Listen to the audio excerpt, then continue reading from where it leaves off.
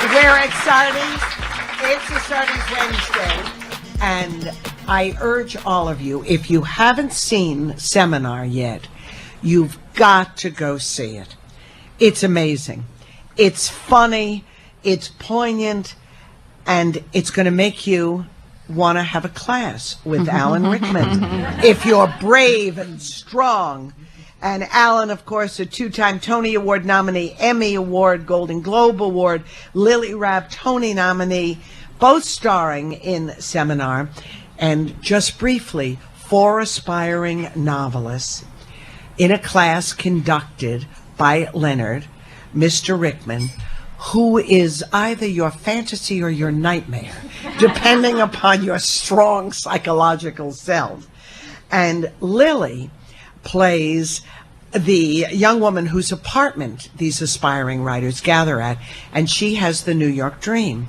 She lives in her family's rent-controlled, great big apartment, pays almost no rent, sort of a little ashamed, but toughs it out.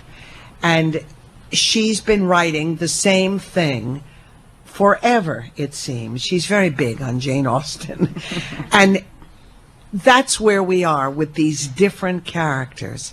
I don't care if you've never once thought about writing. This play is going to grab you and make you laugh. And Alan, how much fun for you to be so mean and so adorable and so seductive.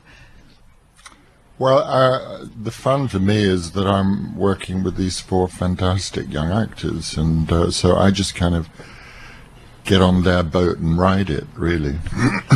Yeah, and of course, Leonard's story, Leonard is our writing teacher. At one point in his life, he was a writer of real renown and enormous promise, and then something happened, which we're not going to discuss until you see the play. And he is now reduced to editing manuscripts and teaching these 4 people who are paying a great deal of money to be in his light. Lily is one, and she's the best of the 4 because she's got the apartment. That's true. Having a rent stabilized apartment is like you won the lottery. Yeah. In this town. It's true. So describe your character, Kate, a little bit. Kate is, I think she's a bit stunted. She's sort of stuck in college. They were clearly her glory years at Bennington. And she has been working on the same story for 6 years, and she's very attached to it. And she is sort of she organizes the seminar, and offers up her apartment, and sort of reaches out to the other individuals in various ways. This is sort of backstory that isn't all necessarily in the play, but it's clear that she was kind of the one who got it together, and she's the first one up with her story, and the first one to fall pretty quickly to the ground. And the audience is sitting there and we're thinking, well, what's he going to do? Because you don't really know him unless you've seen him in Harry Potter. And he's a very different person, different character. But then he goes for her. And she's trying to be tough, but you see her sort of wither.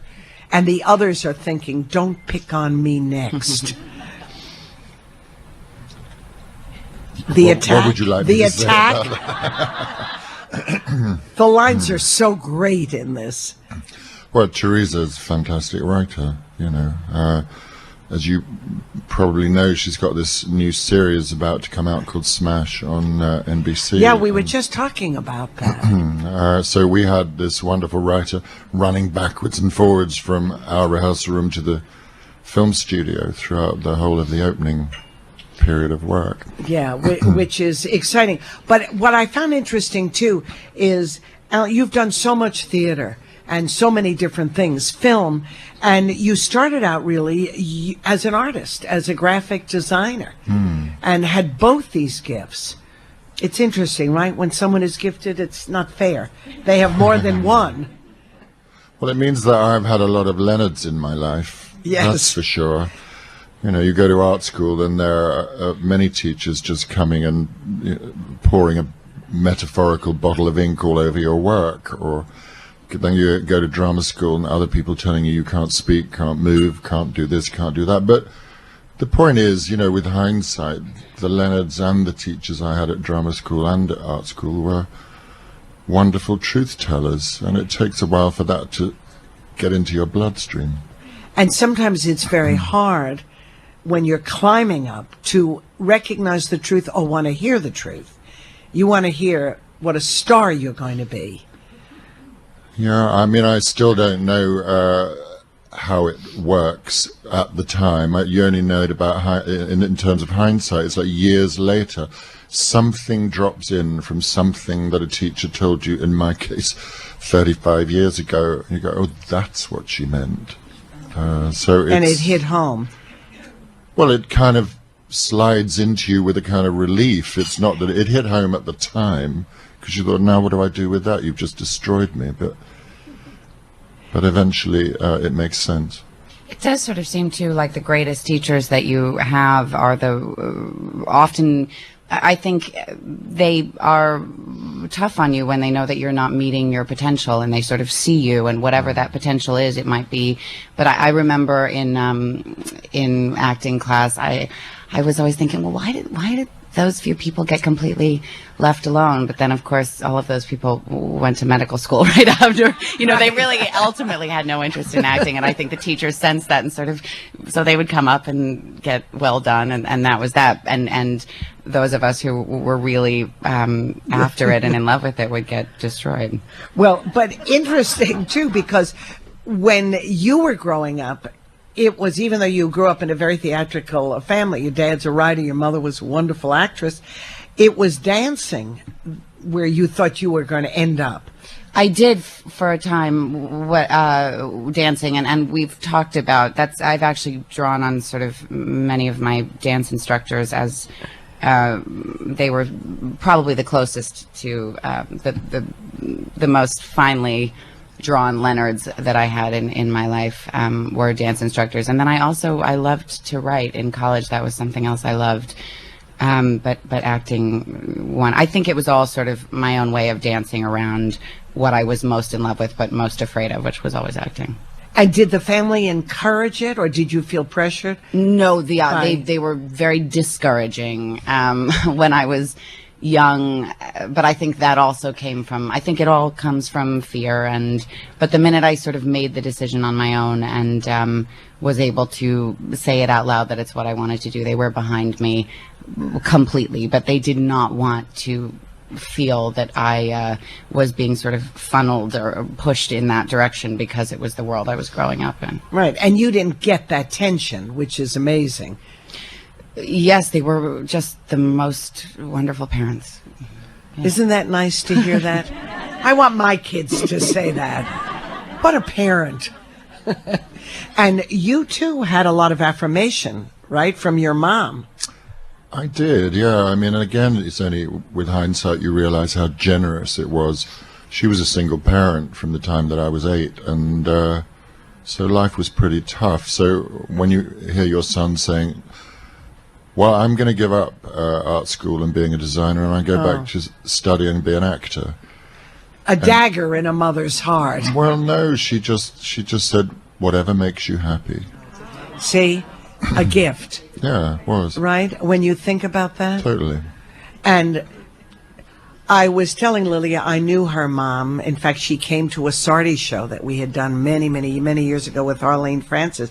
Jill Clayburgh, a wonderful actress and a famous writer daddy, who, David Rabe. Rabe, who is right there and still doing amazing things. Yeah, yes. And I remember the first time I saw you work or really paid a lot of attention was Portia in A Merchant of Venice at Shakespeare in the Park. And if you've never been to Shakespeare in the Park, it's one of the most unique New York experiences, right? For actors as well as for an audience. Pretty wonderful. It's great. Are you going to do it again this summer? I am, yeah. I'm doing Rosalind in As You Like It. Maybe you'll do it. He's done As You Like It. You've done it twice, yeah. Not Rosalind, no. Certainly not Rosalind. Although I was at an all-boys school, so I did play quite a few girls' parts. Yeah. Learned a lot. Now, we've seen you play a lot of different roles, not only from Harry Potter, but Private Lives and a wonderful play, which we'll talk about too. But right now, we're celebrating Seminar, and it's right here, literally, 252 West 45th Street at the Golden Theater, 212-239-6200. Incredible use of language, wordplay, and born storytellers, and that's the great gift of this play. Stay tuned. Org. If you haven't seen Seminar at the Golden Theater on 45th Street, you've got a lot to look forward to. And it's been doing great business, but still, you're all here. Take yourself over. See if you can get a ticket for today. It is so funny and so smart. And of course, it's got two wonderful actors, Alan Rickman and Lily Rabe. Of course, Alan, we just saw as the potions master at the famous Hogwarts school. And now he's Leonard. It's just amazing what can happen. You can take your wig off. Yeah. But I bet, was Harry a lot of fun for you? The whole series of them? Well, it was a unique experience, of course, because to tell a story across, it was 10 years. And eventually it was only filming for me 7 weeks of the year, so busily doing other things in between. But as soon as you did up those what seemed like 100 buttons of his jacket, and put that wig on your head, and then they put the black contact lenses in my eyes, it was kind of no rehearsal required, really. Do you see yourself? I remember once reading when you were describing acting and your relationship, you were talking about yourself as a storyteller. And do you see it that way? Completely, and we experience it every night at the theatre because we're a very close-knit group of actors, and we all trust and love Teresa's writing, and we're under the really sure direction of brilliant Sam Gold. So every piece of energy at our disposal is handed over to this piece of storytelling, and then that's handed over to the audience, and you can feel that happening every night. You know, people start out not quite sure. Because we don't know, because you think know anything. It's about a teacher and for students, but it really isn't. Well, any good play is about the audience as well, and so you feel people taking on that story and becoming part of it. And laughter that might start out as, well, I'm going to laugh because I paid a lot of money for this ticket. That's right. And I'm having fun. And I'm having fun, and I'm going to prove it to myself. Well, eventually, that becomes very honest laughter, and it comes from somewhere deep inside people, and that's when stories and theatre become a human need. That's what I believe. Yes. Well, I believe that too. And if you watch these four characters, each one has a totally different story and comes from a different place.